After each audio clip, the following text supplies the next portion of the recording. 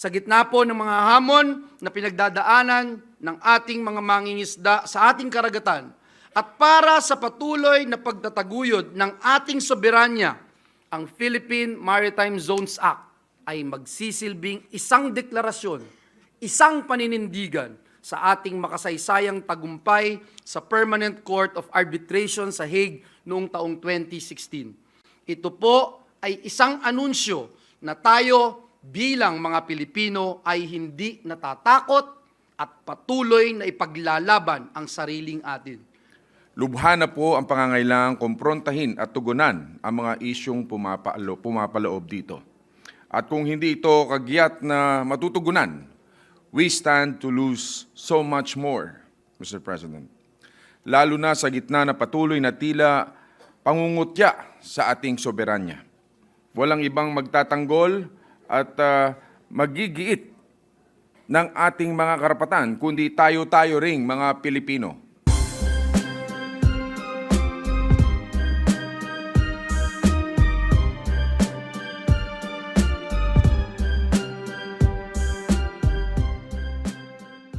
The Senate Special Committee on Philippine Maritime and Admiralty Zones is honored to sponsor Senate Bill 2492, or the Philippine Maritime Zones Act of 2023. I stand before you to emphasize the crucial significance of maritime zones law in the Philippines. As an archipelagic nation with a vast expanse of waters, understanding and upholding maritime zones law is not merely a legal obligation, but a paramount necessity for our nation's security, economic prosperity, and environmental well-being. Maritime zones law delineates the boundaries that define our sovereign rights and jurisdiction over the surrounding seas. The Philippines' exclusive economic zone and territorial waters are not just lines on a map. They are the lifeblood of our maritime activities. They provide us with exclusive rights to exploit and manage marine resources, including fisheries, minerals, and energy, Mr. President. We have a long tradition in living and working at sea. Not only do our waters contribute significantly to our food and economic security, our seas, our oceans, as I've said, are an integral component to our identity as Filipinos. Mr. President,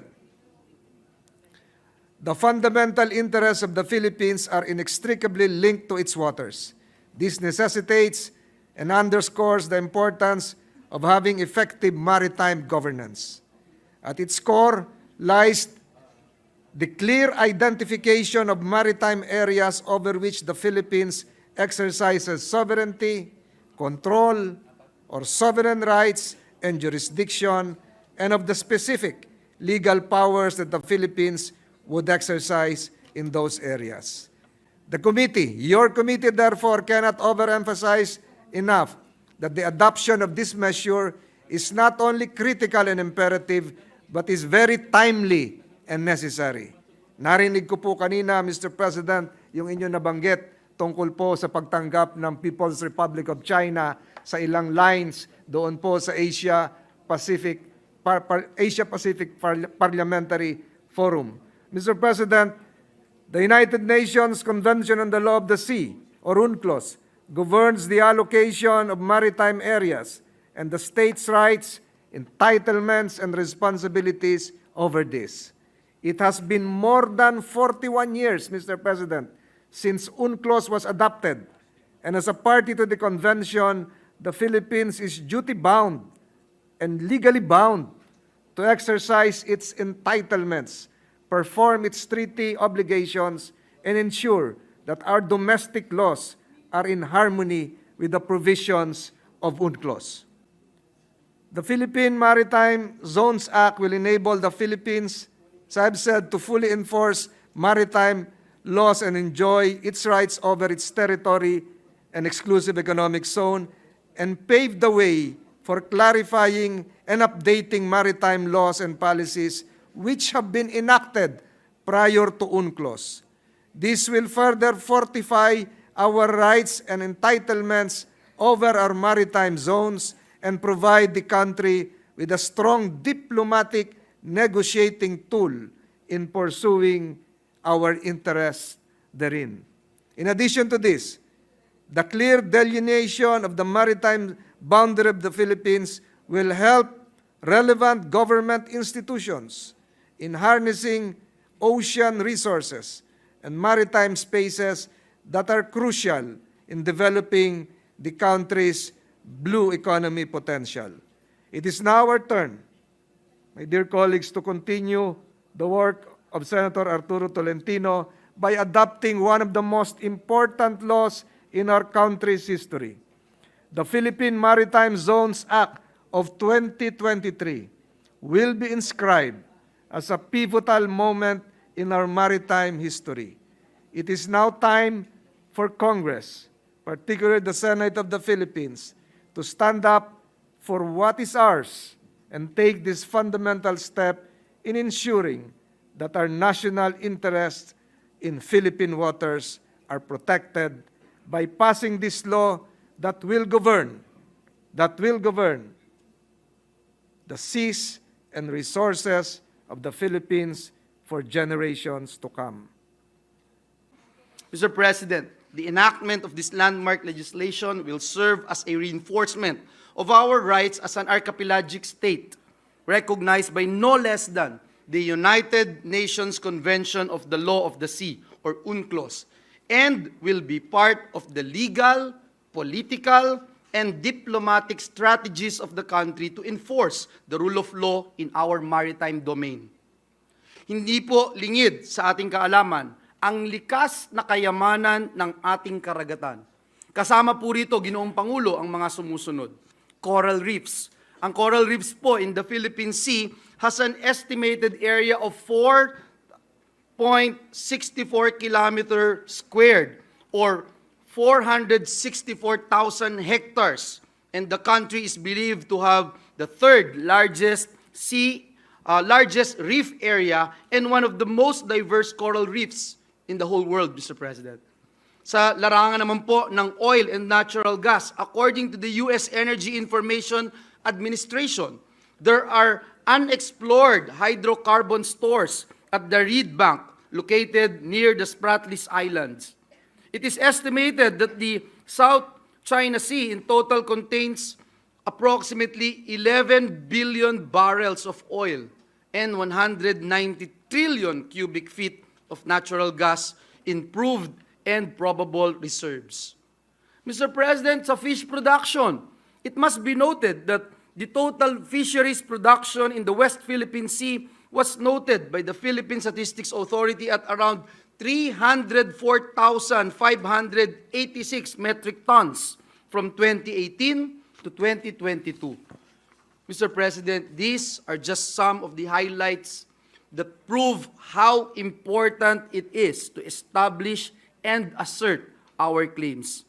Sa gitna po ng mga hamon na pinagdadaanan ng ating mga mangingisda sa ating karagatan at para sa patuloy na pagtataguyod ng ating soberanya, ang Philippine Maritime Zones Act ay magsisilbing isang deklarasyon, isang paninindigan sa ating makasaysayang tagumpay sa Permanent Court of Arbitration sa Hague noong taong 2016. Ito po ay isang anunsyo na tayo bilang mga Pilipino ay hindi natatakot at patuloy na ipaglalaban ang sariling atin. Mr. President, we put our full support to the passage of this measure and we are confident that our colleagues will also do the same. Maraming salamat po and may God bless us all. Lubha na po ang pangangailangang kumprontahin at tugunan ang mga isyong pumapaloob dito. At kung hindi ito kagyat na matutugunan, we stand to lose so much more, Mr. President. Lalo na sa gitna na patuloy na tila pangungutya sa ating soberanya. Walang ibang magtatanggol at magigiit ng ating mga karapatan, kundi tayo-tayo ring mga Pilipino.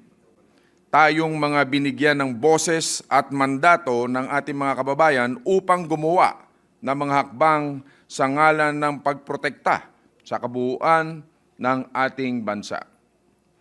Let me stress that what the experts who helped craft this measure have said, we cannot do only political steps in the same way that we cannot only take legal actions.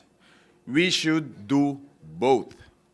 And we cannot do that if we do not have a strong legal basis.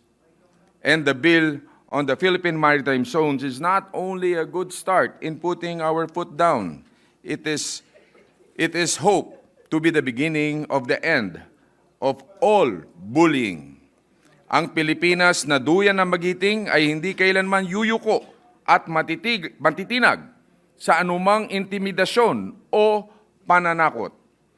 At kailangan natin ng solido at matibay na pundasyon na tutuntungan ng ating mga argumento, karapatan at kapangyarihan. At yan nga mismo ang layunin ng Philippine Maritime Zones Act. Let this be the legacy we will leave our countrymen. Hindi lamang para sa atin, kung hindi higit sa lahat, lalo na sa ating mga kabataang magmamana ng kung anumang ating iiwan. Maraming salamat po, Ginoong Pangulo. Ang mapalibutan ng yamang tubig ay may kaagapay na hamon at ganoon din mga oportunidad para sa patuloy na pag-unlad. Ang panukalang batas na ito ay angkop, napapanahon at isang mabisang sagot sa mga hamon at pasakit na kasalukuyan nating kinakaharap bilang isang bansa. Nitong mga nakaraang buwan ay nasaksihan natin ang mga agresibong ganap na maaari nating kaharapin sa loob mismo ng ating mga maritime zones. Mula sa mga pagdinig ay ating napag-alaman na ang pagtatalaga ng maritime zones ay isa sa maagap na hakbang para maiwasan ang mga sitwasyong tulad ng nabanggit. As an archipelagic nation, our maritime zones are extensive and diverse, ranging from the international waters to our exclusive economic zone and beyond. These zones hold the promise of prosperity and play a crucial role in defining our national boundaries. With the passage of this measure, we recognize the significance of implementing policies that ensure their effective management and protection of those resources over which we have sovereign rights.